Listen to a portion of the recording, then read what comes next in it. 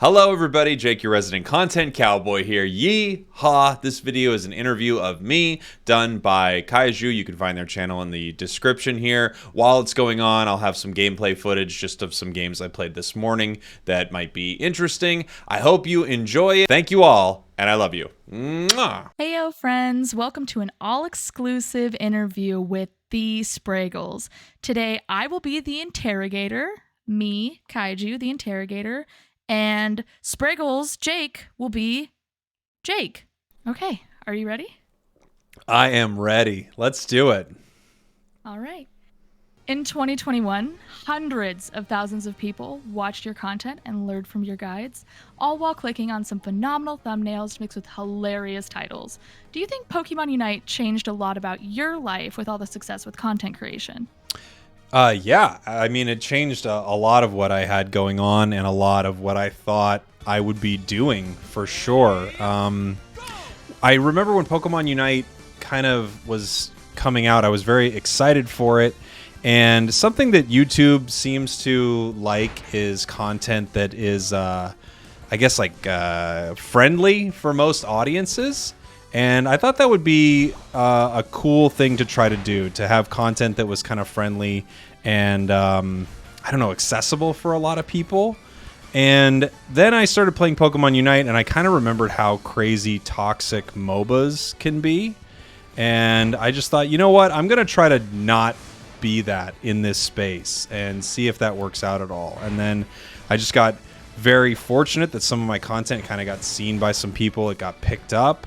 And then all of a sudden I was making gaming content for a living, which had always been something that I had in my head I would have loved to have done, but I kind of felt like I always missed the boat on it a little bit. So it was just very surprising, and everything with it's been, yeah, such a shock, but a little bit of a dream. It's very cool.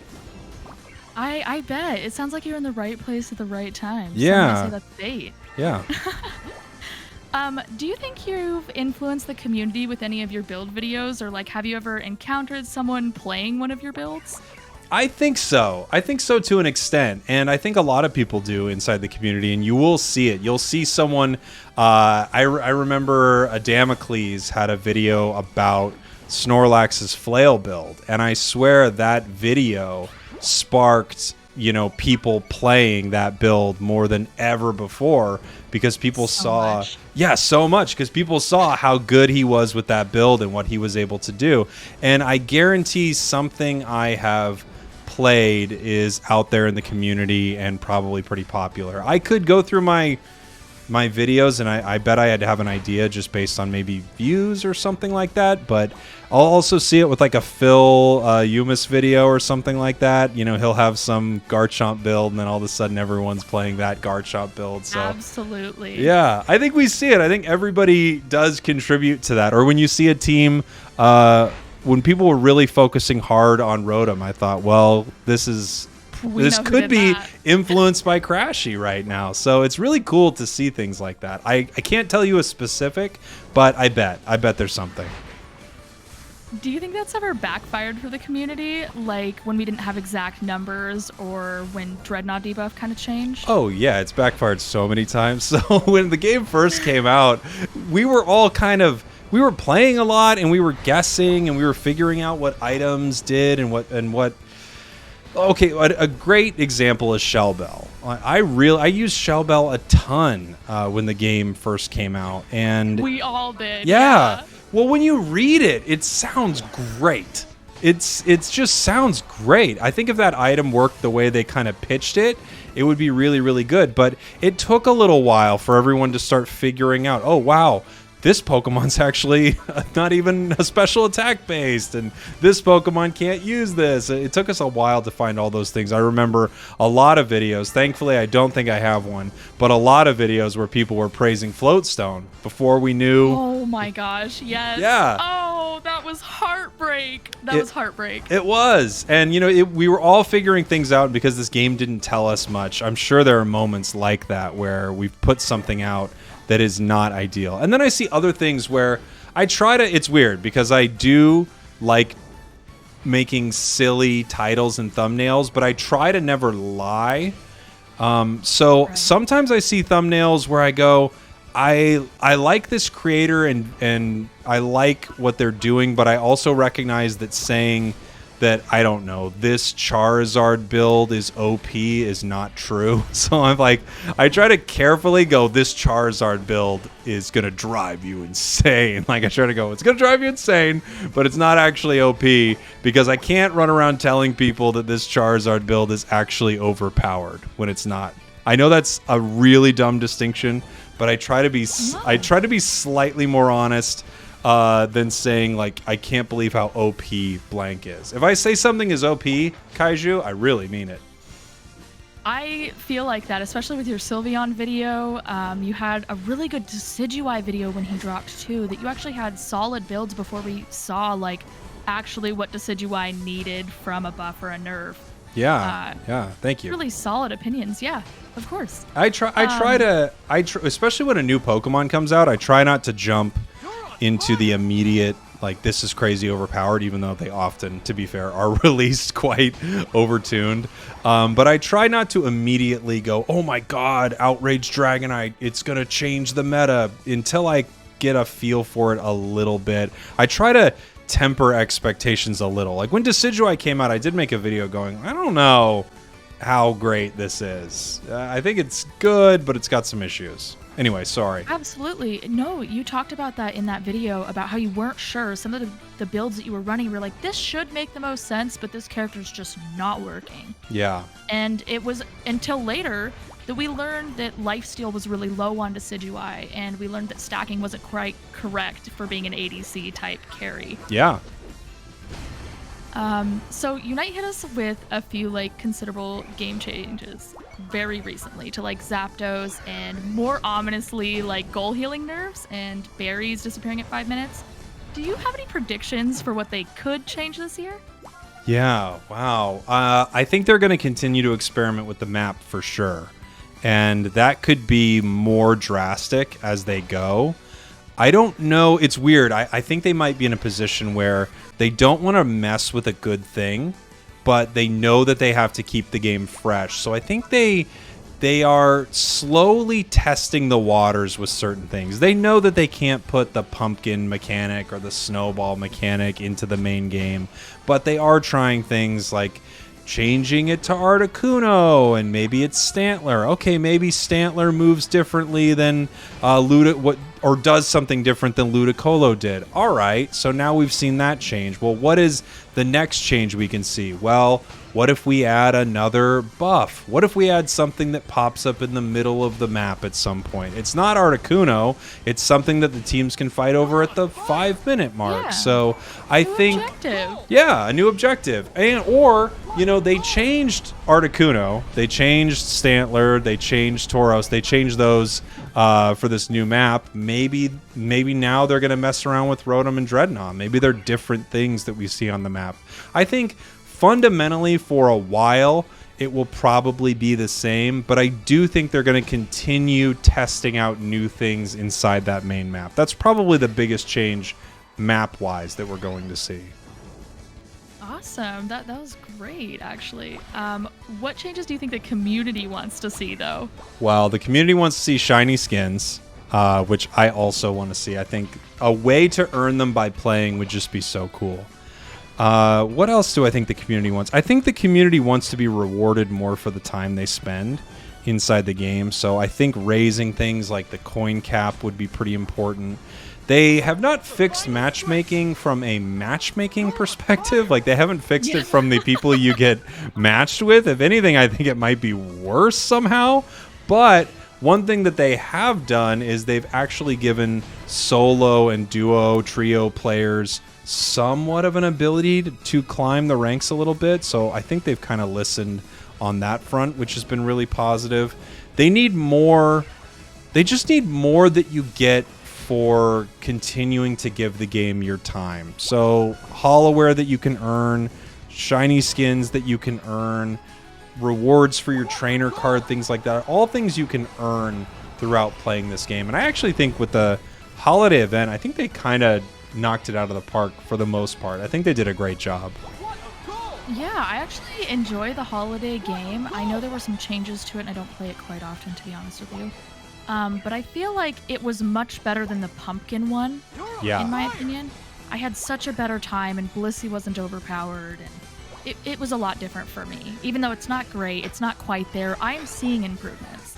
Yeah, and they're trying new things, and there were lots of ways to earn rewards, and it felt very festive. It felt like an event, so I think they did a really nice job with that. I know the community would like to continue to see that. I think they have a great release schedule for Pokemon. About every 3 weeks, I think, is a pretty solid release schedule for what they have. As long as they just keep that up, and they keep up having these events that feel meaningful and giving people things, like they gave everyone Zarina. It's weird that a game just gives everyone a brand new Pokemon. So I think more things like that will be really exciting. Exactly, and actually they gave out Zeraora too, which we didn't have Yeah. in the beta. So that's been twice last year we were given a free Pokemon. So. Yeah, I think they're doing a pretty good job with that. I think they're doing a pretty good job. I'm trying to think of some of the other things that I hear a lot from the community that they really, really want. Something I think players do want, and I don't know if we're ever going to get it, is just more transparency with what they're doing behind the scenes, more numbers, more this, more that. I don't know if they ever want to give that to us, but it would be nice if they did. I think they want to keep it pretty casual, and I think putting damage numbers in it makes it far less casual.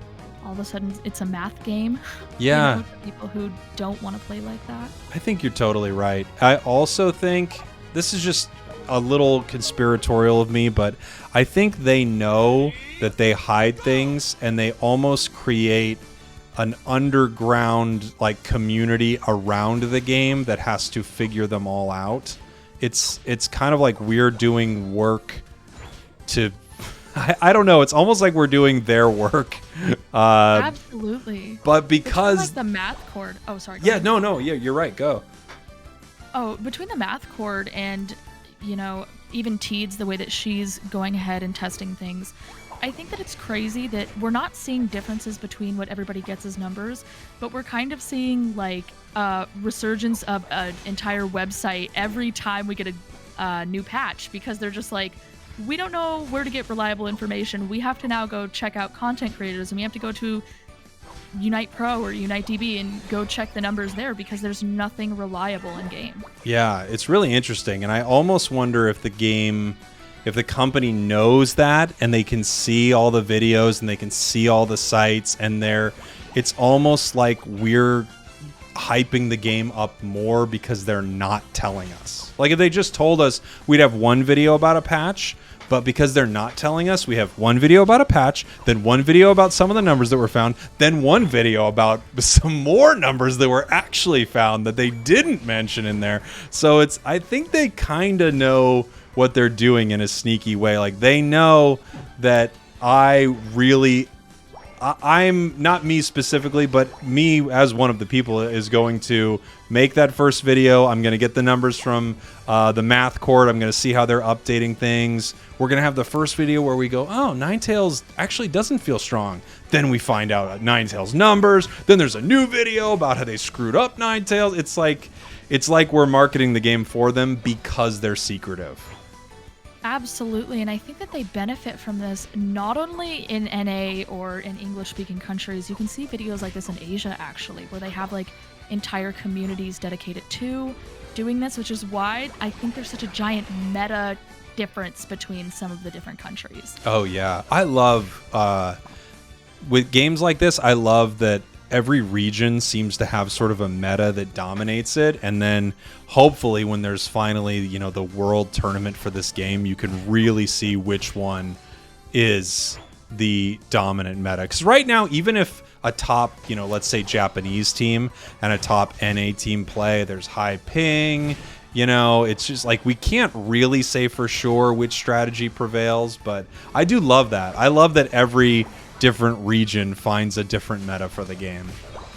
I do too. They knew about Dreadnought long before we did for the debuff to Zapdos. That was a long difference. It was almost a month. Yeah. I remember when someone was posting about it, they were like, Japan's known about this for weeks. And I thought, oh man, I had no idea. It was life-changing to the rest of us who knew why we were losing. I mean, when I found out about that debuff, I just thought, you have no idea how many games I took Dreadnought in the last few seconds before, it was possible. Like, so many games I put us in a position to lose because I thought it was the right play. Absolutely, and if you're any type of MOBA player, which you are, you came from a couple other MOBAs, you know that any objective at any point in time on the map is super important. You need to secure it. Why would you debuff? I don't know. I have no idea. I think they put it in as a catch-up mechanic, and I don't know if they expected people to find out right away, but once people found out, I guarantee they just went, yeah, we have to get rid of it, obviously, now that they know. Actually, speaking of catch-up mechanics and the math cord, do you think that we'll ever know how EXP works?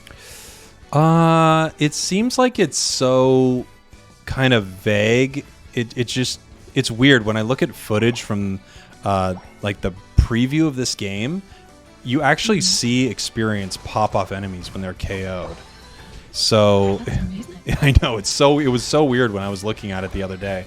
I think the thing that is going to be so hard about it is it's clearly based not only on the Pokemon you're fighting, but it's also based on your level, but it's also based on the time in the map. But I think it's also based on how far behind you are the enemy. Like, there's so many things I think it's based on. So I don't know if we'll ever know exactly what it is. I have to agree with you. I actually think that the algorithm is time-based for it. So I don't think that we'll ever get, like, anything that makes any sense anyways, or that's worth really looking at or optimizing. Yeah, that's something I think about a lot. I remember I was talking to the math geek from the math cord, and from time to time I'm lucky enough to talk to him and get some insight as to some of the more interesting sort of math findings in Unite. And every once in a while I think, wow, this is fascinating, but I don't know how to present it or even use it inside of a game. It's just interesting to know. Like, it would be interesting to know exactly how experience worked, but I still don't think it would change much outside of I need to get all the experience possible, I think it would also just solidify the fact that don't die after 2 minutes. You're going to give somebody 2 levels because you decided to end. True. So what's something that you wish that you could teach or influence more to the community? Well, I was playing a lot of matches earlier today, and I was kind of shocked with how often people are still not participating in some of the bigger moments inside the game, especially the ending fight. It's very confusing. I say this a lot, but people talk about how broken Zapdos or Articuno is, right? They talk about how it's broken, the only thing that matters is the last couple minutes of the game, and then they don't show up for this fight. Like, they don't prepare themselves for this fight. They blow their Unite at 2 minutes 30 seconds. They run off and try to offlane a score while their team is team fighting, or they hide in a bush the entire time. And these are players in the master rank who have at least played probably a couple hundred matches. So if there was one big thing, it would be, following the title of the game and doing a little uniting from time to time. Like, let's get together and have this big fight. You're on fire! Absolutely. I think people get engrossed in whatever they're doing, whether you're trying to take top lane and dominate just so you can score. If that took 2 whole minutes because you've been in a constant battle, you're going to be late to Dread, and you've now kind of, thrown because you sent the enemy back. You're going to be late. Like, it doesn't work out in people's heads how they think it's going to work out because the time management, I think, is not there. Yeah. I think that's a great way to look at it, is like they're just not sure how long something is going to take. I think some people think they're going to run, score at the 2-minute mark. They're going to dunk 100 points. They'll be back for the big fight. And I think the numbers at the end of the game are very misleading. So a lot of people who make that play, they run off. They do score 100 points. They don't make it back in time for Articuno. Your team has been wiped. They eventually get KO'd. They walk out of the map. 3 members on their team have, 0 or 20 points or something like that. They have 141 points and they're the MVP. And they're actually, their negative behavior has just been reinforced. And I wish that I could maybe get people to stop for a second, even after the game, and go, what am I doing that for? I guess is like a good thing to think about. Like, why did I do that? Why? What do we gain? So let's say I leave. We gain 100 points. Okay. Does that make us 10% more likely to get beat at Articuno? 20%, 50%, 80%? Like, what are the chances my team loses because I'm not present? Because if it goes up in any considerable way, that 100 points is completely useless. And I think a lot of moments in the game can be thought of that way, like pushing that second goal after you get a good Dreadnought fight and the enemy has their launchers and they can all just land on your head. Like, what are we going to gain here? Are we really going to win anything, or are we just going to give back all the experience that we just won in that fight? So I think a little more like, why am I doing this? What could we possibly get out of this is kind of important. Absolutely. I think that when someone's running bottom, when Articuno's up, they forget to think about how even if they ran back and snipe Articuno and you get Articuno magically, the rest of your team's wiped. You can't score anyways. Like, there's no point forward. And scoring your 100 points, if you would have just been with your team and got Articuno, you could have still scored the 100 points. Yeah. I don't understand. I blame how cool it looks when someone steals Articuno from a bush.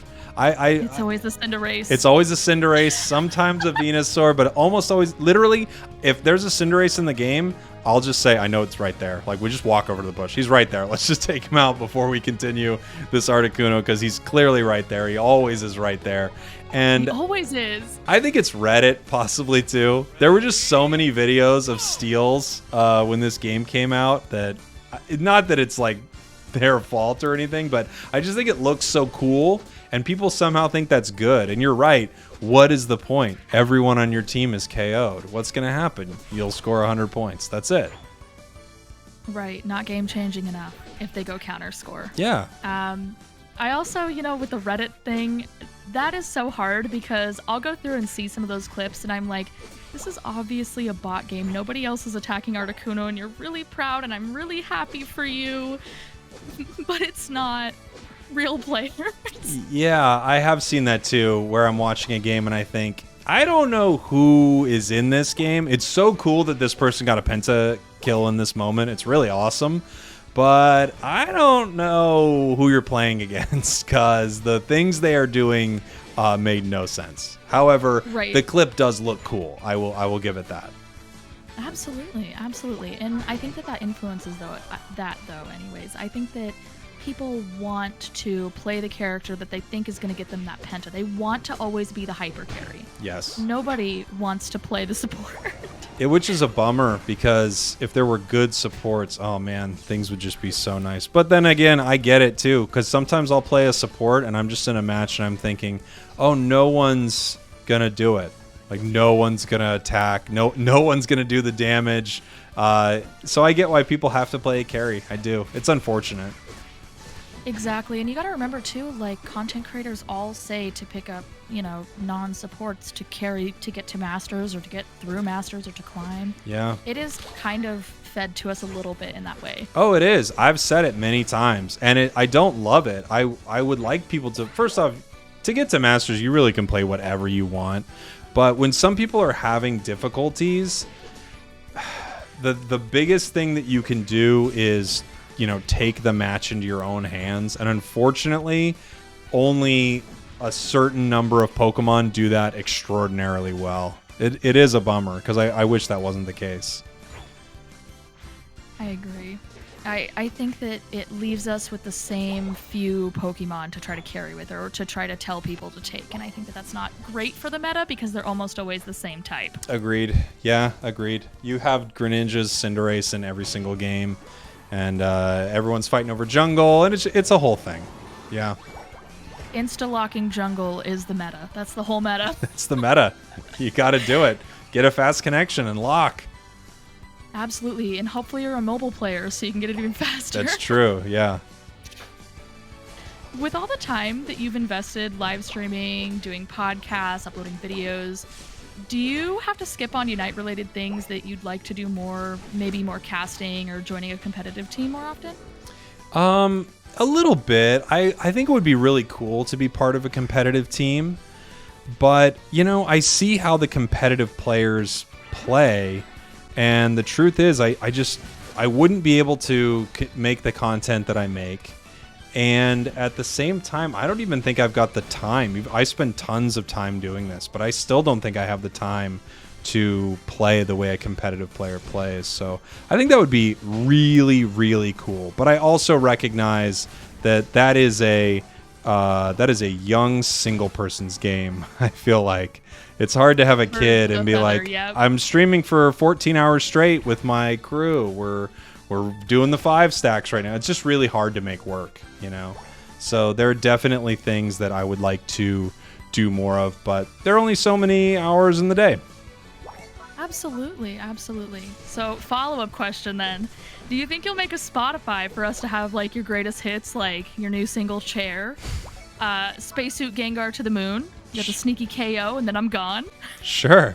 I think it's only a matter of time before all of that is released. Of course, I'm in talks with people. I didn't want to say anything before this, but Sony, they're interested, and they're thinking it's maybe like a 3-album thing. So we'll see.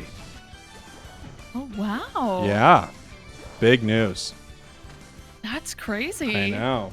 You would think they would go, it's just some guy singing while he plays a video game, but the higher ups love it. We all love it, honestly. I can understand why they're addicted. Yep. So I have to ask, what happened to Joel, the non-malicious griefer from your birthday stream? Is he still around? Yeah, Joel pops in from time to time. Joel's a confusing character. It was a very odd situation where I can't tell how much of Joel was someone I wish I could remember the whole situation with Joel. The birthday stream is still up on my channel, I believe, like public. I think he kind of came into a game and then I don't know if he started by just kind of standing around me and spinning or something, but then he would play the match. And then exactly what happened. Yeah. And then so I was like, wait, is he griefing? Is he trolling? What is this? And then he would keep getting into games, but I didn't notice it for a minute. So he kept kind of sort of trolling, and when you talk to him in the chat, he would act like he didn't know what was happening. And I've had this happen a couple times, and the people who are around, they message me. I truly don't know what is happening with some of these people. I think they're excited to be in there and play. This just happened the other day where someone was kind of in there, they were playing, they were doing circles, spinning around me while I was on stream, and then after the game they were like, good game, we tried there at this one point. I'm thinking, why are you saying this? Aren't you trolling me? What is happening? Do you think you'd host a Where is Joel Now? Does he get a redemption arc? He has been around since then, and I wish Joel the best. And maybe, 18 months down the road, we should check in on Joel and really see how things are going. Absolutely, absolutely. So, in this last year, you and your team won the Twitch Rivals Pokemon Unite tournament. Mm-hmm. Have you received your Doritos? I did get my Doritos. I got my Doritos. I didn't even know we were... Look, I have entered multiple tournaments like this. I've been in 2 tournaments like this, and every time I am unaware what the prizes are. I have no idea how much we could win, or if there's any. I had no idea there were Doritos. And then as I was watching it, first off, I learned what the prize pool was, which I was like, hey, that'd be pretty cool. Haven't been paid on that, but fair enough.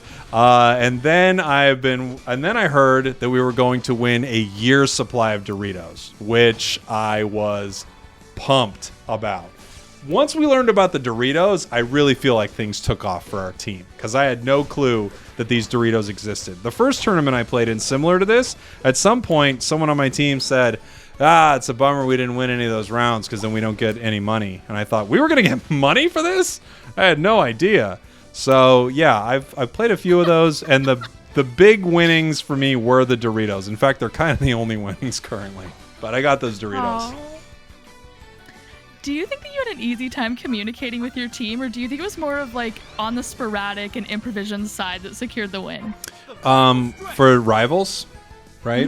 Yeah, I think what happened with rivals, it was interesting. I was paired with really great players, and after our first set of games, I had in the first tournament we played with that I played with Indie Bear. I played with Indie Bear and Crashy and Raquel and Shurko. I think that's enough people, right? That's 5 total. Yeah.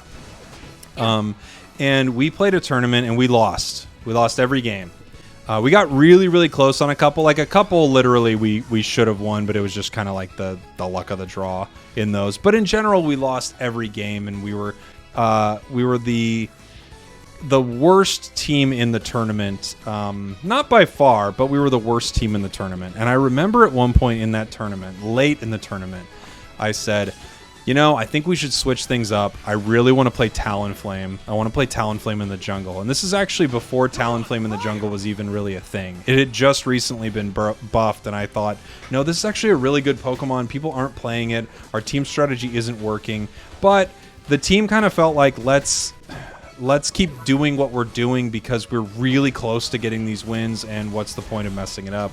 I agreed, and we ended up losing. It's no one's fault. I'm not saying I was right, but in that moment, I thought, I'm going to remember this. And in Twitch Rivals, we kind of lost those first 2 rounds, and I was like, I'd really like to try heading into the jungle with Talon. Like, I think I could do something a little more useful for the team. Like, I actually think I could be more beneficial in that role. And I'm really glad I did, because I don't think that's the only thing that would help us win. I think we could have won that in a lot of different ways, possibly. But I'm really happy that I got to do the thing I wanted to do in that first tournament. It's kind of weird, but I really thought, man, if I could get on Talon, maybe we could make something work. And then a tournament later, it actually worked out, which was pretty cool. I would say that means you're right. I think a little bit, but I also, one important thing, especially with a team like that, where it's just kind of like a mashup, I think one of the best things you can do is think, like, what is everyone most comfortable with and most proficient with? So I really wanted to lean on that until we lost our 2 first games. Then I thought I'd really actually like to head into the jungle here, because I think I could be super beneficial to both a top lane with someone like Lutano or a bottom lane with someone like Indy. Like, I feel like any lane I go to, I can really help them out. So, yeah. Absolutely. It was a crazy Twitch Rivals to watch. I've watched a couple Twitch Rivals, which are not Unite related, but this one was extra special to me because I feel like I knew every person. Right? Yeah. It was really cool, and I can't believe I won a video game tournament. So that's awesome. That was amazing. Actually, for Christmas, you and the community raised thousands of dollars for a toy drive. Was this the first time you were able to do something like this? Last year, which I guess what I mean by that is 2020, I did something similar with a smaller community. We still raised a good amount of money. I think we raised in total a little over $900, which is amazing. Yeah, it was really cool. So, my friends have done this toy drive for years, my friends from Las Vegas, and it just keeps getting bigger every year, which is really cool. And yeah, this year, because of the Unite community, we were able to raise like a little over $2,600 for it, which is just really cool. My friends in Vegas got to ride around on I guess they take these fire trucks around town and they pass the toys out and stuff like that. It's just a really cool way to give back. So I was very, very happy that we could do something like that. And something that I think about a lot is, if what I do continues to grow, I hope to become more generous, like outrageously generous, as this continues to grow. That's what I would like. Absolutely. I see that through all of your content and the things you make. I do see you talk about that to people too. You know what I mean? I feel like you are a generous person already, and if you had the means, you would do it. Yeah, I try to. I think it's a really positive thing. You know, I've been put in such a fortunate position that if I can do something good with it, I mean, I should. So then the next question comes up, and I'm sorry, but Okay. when you get asked what you're doing for a living, do you open up about being a content creator? No, I say rodeo clown. So, yeah. But no, I mean, it is a weird thing to say. It's odd.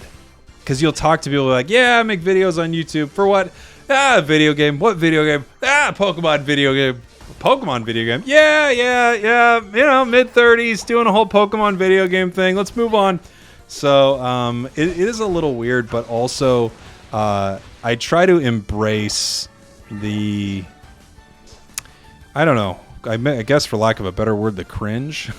Like, it's like... Absolutely. Lean into the cringe. Lean It's into the okay. cringe, you know? It's...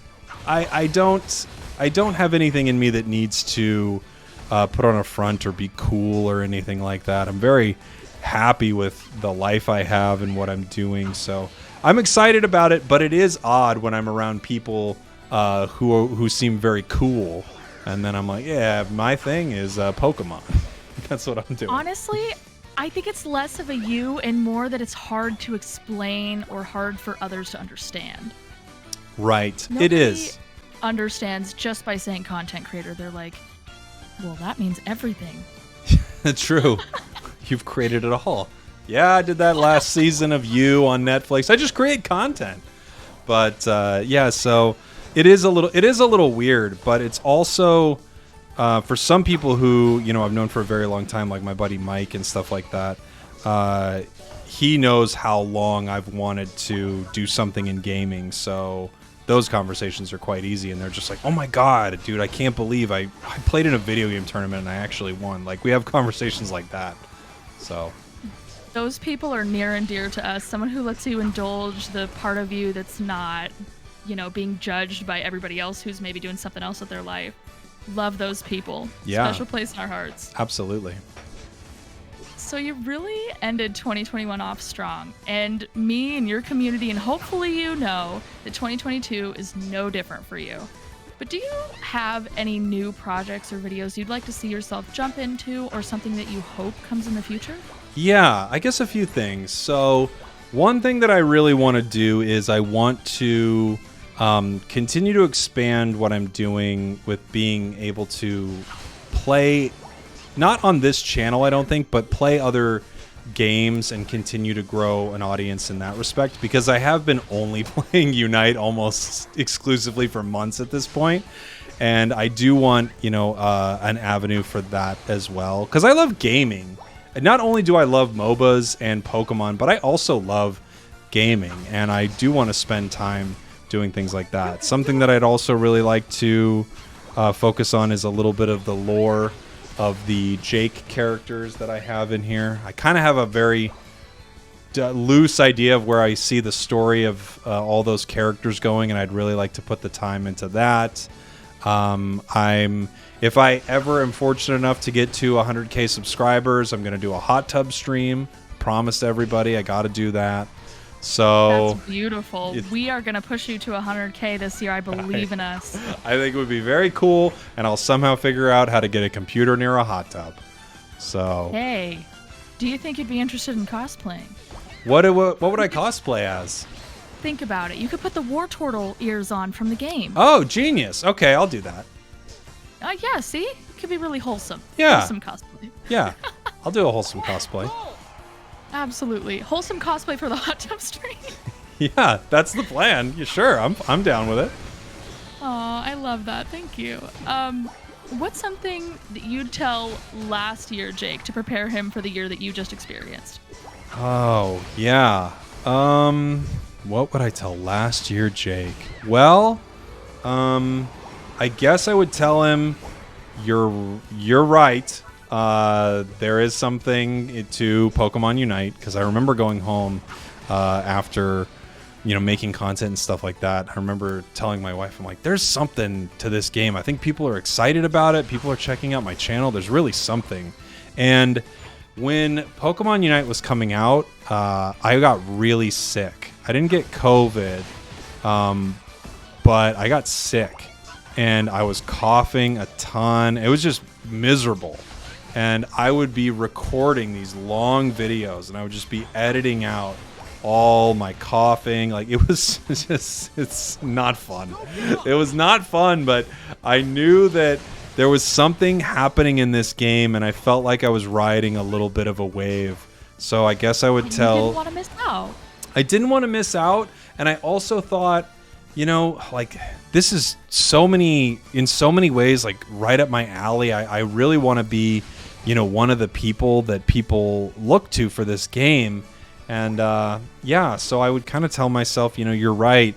It's gonna suck. You're gonna be sick making videos about Charizard, but you know, if you wanna pursue this life of making, you know, game content like this is a moment for you. So yeah, I guess I would have told myself that moment was important. Honestly, I don't think I could imagine anybody else being in your position. I think the reason that you're positioned where you are in the community is because you are wholesome and you're funny. That doesn't happen a lot. Well, I try to. I really wanted this to be something kind of wholesome, like almost. I don't think I got it. I don't think I'd even seen Ted Lasso yet or anything like that. Maybe I had, but you know, when I see something like that, I think, yeah, we could put something positive out there. You know, it's not the only thing I like. I love dark things. I love dark humor. I'm not a person who doesn't cuss or anything like that, even though that is kind of not something I do very often anymore because I have a you know, my daughter running around. But I did want that for this space, and I really feel, I don't know, it's a really nice mode to be in. Also, I think it helps me be kinder. It helps me have more fun playing. It helps me tilt less, like something that you're very familiar with, you know. Like, I think coming at it with that energy has just been so positive for hopefully the community, but also just for me in my life personally. So I really like it. I would say content creation has probably made you a little bit more mindful, not just about, you know, your language or cussing or whatever, but just being mindful of kind of everything because you're influencing other people.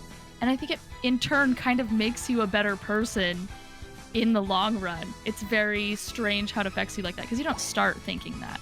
No, you don't. And I think you're right. I think